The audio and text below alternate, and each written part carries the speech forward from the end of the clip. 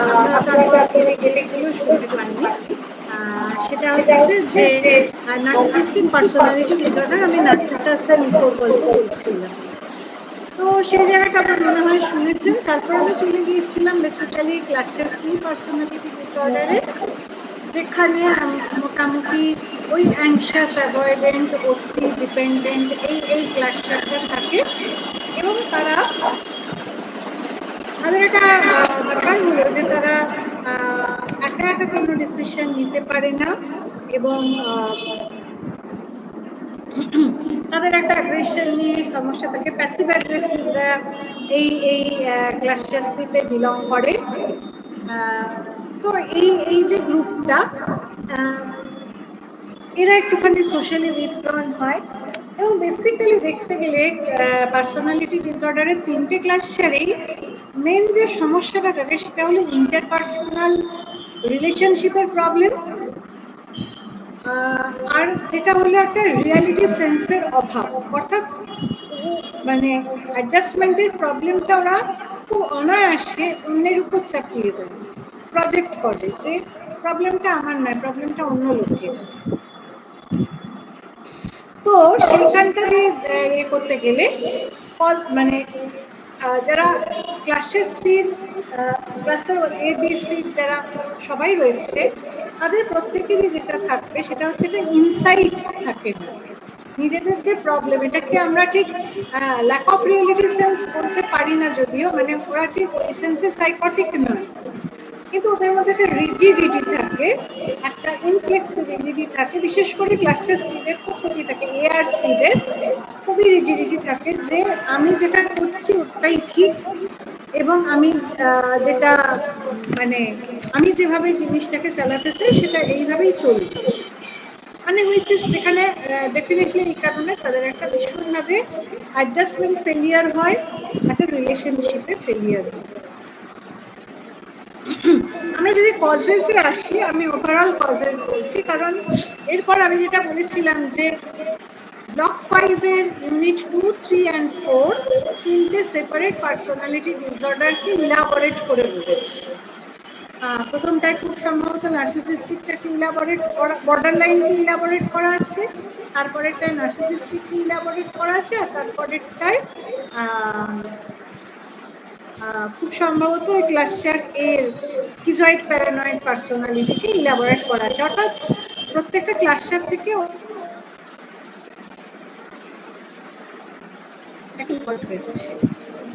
তো সেইটা হচ্ছে বাকি তিনটে ইউনিটের। এবার যদি আমি কজেসে আসি, দেখবো কজেস এক্সাক্ট কজেস কখনোই পিনপয়েন্ট করা যায় না, সেটা কোনো প্যাথোলজির ক্ষেত্রেই যায় না, পার্সোনালিটি ডিসঅর্ডারের ক্ষেত্রে তো নয়। এখানে জেনেটিক অ্যান্ড এনভায়রনমেন্টাল ফ্যাক্টরস যেটা থাকে, হিস্ট্রি অফ পার্সোনালিটি ডিসঅর্ডার্স, সেটা কিন্তু একটু থাকে।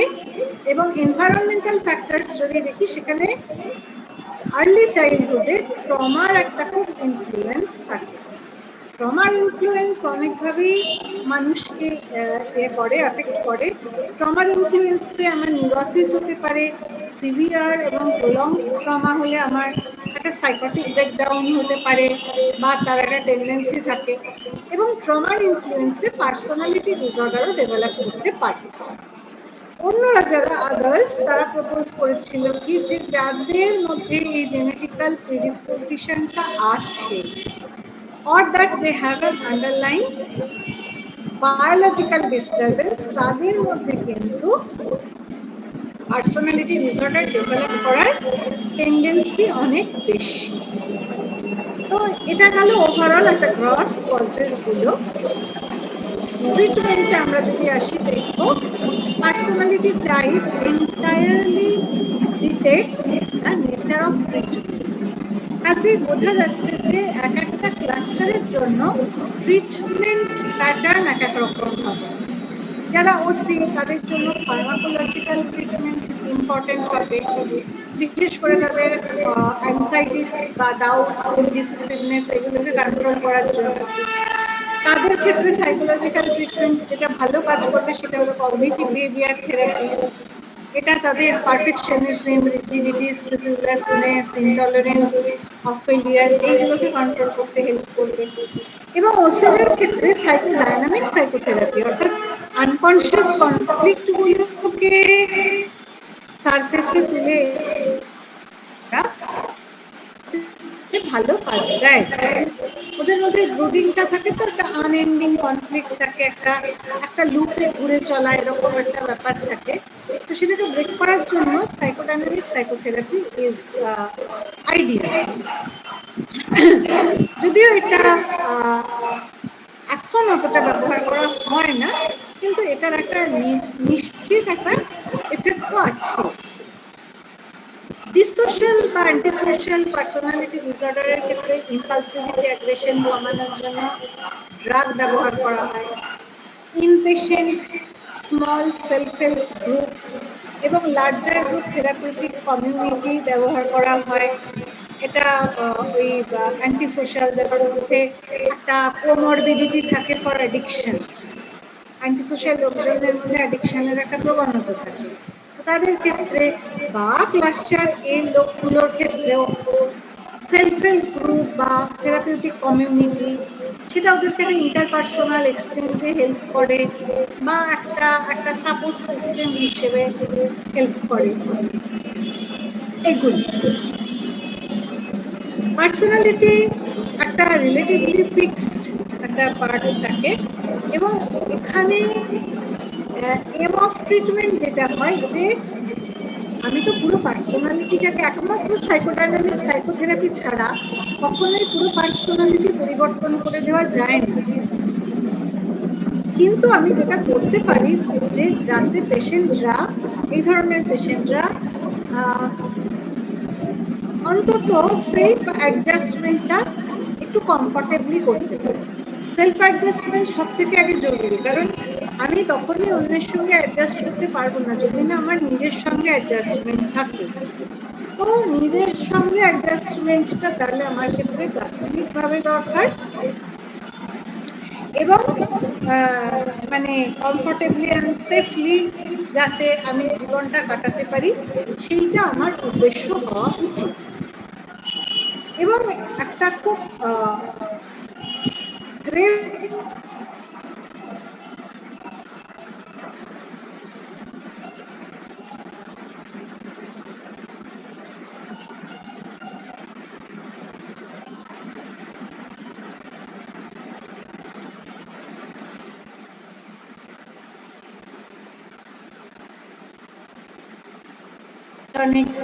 বর্ডারলাইন বা ধরুন এই ওসি ডিপেন্ডেন্ট প্যাসিভ অ্যাগ্রেসিভ, এদের প্রত্যেকেরই পার্সোনালিটিতে প্রবলেম, তো পার্সোনালিটির ডেভেলপমেন্টে একটা প্রবলেম। এদের মধ্যে সকলেরই একটা টেন্ডেন্সি থাকবে to develop related psychiatric disorder, অর্থাৎ যারা ক্লাস্টার এ তারা বেশি স্কিজয়েড, স্কিজোটাইপাল, স্কিজোফ্রেনিয়া এই ধরনের দিকে চলে যেতে পারে। যারা ক্লাস্টার বি তাদের মধ্যে হিস্টেরিয়া, কনভার্সন ডিসঅর্ডার, আপনার বাইপোলার, ম্যানিয়া, ম্যানিক ডিপ্রেসিভ সাইকোসিস যেটাকে আমরা বলতাম, সেই জিনিসগুলো ডেভেলপ করার ক্লাস্টার বিদের মধ্যে অনেক বেশি প্রবণতা থাকবে, কারণ তারা ড্রামাটিক, তাদের প্যাথোলজিটাও এরকম যখন ডেভেলপ করবে এই ড্রামাটিক দিকটা নিয়েই ডেভেলপ করবে। আর ক্লাস্টার সি যারা তাদের মধ্যে অনেক বেশি অ্যাংজাইটি ডিসঅর্ডার, ওসিডি, ডিপ্রেশন এই ধরনের জিনিসগুলো অনেক বেশি ডেভেলপ করবে। এবং এখানে জায়গা রয়েছে, কোমরবিডিটি ভীষণভাবেই ফ্রিকোয়েন্ট উইথ সাবস্টেন্স মিসইউজ, মানে এই ধরনের যে কোনো ক্লাস্টারেরই পার্সোনালিটি ডিসঅর্ডারের সঙ্গে সাবস্টেন্স অ্যাবিউজের একটা কোমরবিডিটি থাকে দেখা যায়। কিন্তু তাছাড়াও স্কিজোফ্রেনিয়া হতে পারে, ডিপ্রেসিভ ইলনেস হতে পারে, নিউরোটিক ডিসঅর্ডার্স হতে পারে, যেমন anxiety, dissociative obsessive compulsive disorders, এইগুলো ডেভেলপ ক্লাস্টার সিদের এগুলো ডেভেলপ করতেই পারে। বা এরকমও পেশেন্ট পেতে পারেন যার মধ্যে একটু বি একটু সির একটা মিক্সচার রয়েছে। আমার যিনি ট্রেনার ছিলেন, আমার টিচার, তিনি একটা খুব সুন্দর উদাহরণ দিতেন, আমার মনে হয় সেই উদাহরণটা আপনাদের ক্ষেত্রেও আপনাদের বললেও খুব এফেক্টিভ হবে। উনি বলতেন যে এই যে ডেভেলপমেন্ট, আমাদের ফেজেস অফ ডেভেলপমেন্ট যেটা, সেটা হচ্ছে যেন একটা ফ্লোর থেকে অন্য ফ্লোরে আমি যখন লিফটে করে উঠছি, এবং সেই লিফটটা যদি কাঁচের ক্যাপসুল লিফট হয়, আমরা সকলেই জানি ক্যাপসুল লিফটের কনসেপ্ট আমাদের প্রত্যেকের আছে, ট্রান্সপারেন্ট লিফট, যেখানে বাইরের থেকে ভিতরে এবং ভিতরের থেকে বাইরেটা দেখা যায়। সেখানে কি ঘটে, আমি যে ফ্লোর দিয়ে পাস করছি, আমি মিনস সেখানে আমার ক্যাপসুলের ভেতরে যে লোকটা রয়েছে সেটাই ধরুন আমার পার্সোনালিটি বা আমার ইনার ওয়ার্ল্ড, এবং ফ্লোরগুলো আমার এনভায়রনমেন্ট বা আমার ডেভেলপমেন্টাল প্যাটার্ন। তো সেখানে কি ঘটে, প্রত্যেকটা ফ্লোরে যদি ডিফারেন্ট লাইটিং থাকে, কারণ ফার্স্ট ফ্লোরে একটা রেড লাইটিং রয়েছে, গ্রাউন্ড ফ্লোরে ফার্স্ট ফ্লোরে হয়তো একটা ইয়েলো রয়েছে, সেকেন্ড ফ্লোরে হয়তো একটা হোয়াইট ব্লুইশ একটা কোনো আলো রয়েছে। তো সেই আলোগুলো কিন্তু আমার গায়ে এসে পড়ছে, and I am changing my colour.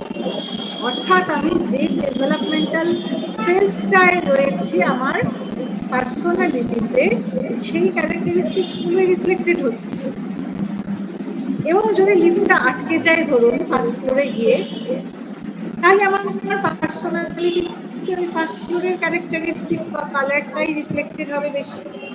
আবার কখনো এরকম হতে পারে যে দুটো ফ্লোরের মাঝখানে লিফট আটকে গেল,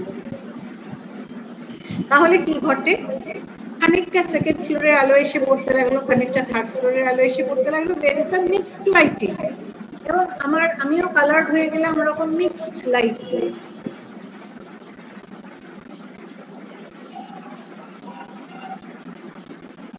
রকমই হলো মিক্সড। তো মোস্ট অফ দি টাইম সেটাই কিন্তু ঘটে, এবং এই জিনিসগুলোই সাইকোডাইনামিক সাইকোথেরাপিতে উঠে আসে। তো এই ছিল মোটামুটি আমাদের এমপিসি 11 ব্লক 5 এর বিষয়বস্তু। এবার আমরা আজকের বিষয়বস্তুতে চট করে চলে যাই।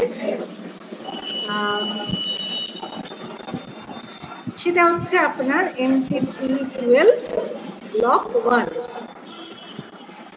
এবং এটাও একটা এমপিসি 12টা একটা খুবই ইন্টারেস্টিং জায়গা আমি বলবো, বিকজ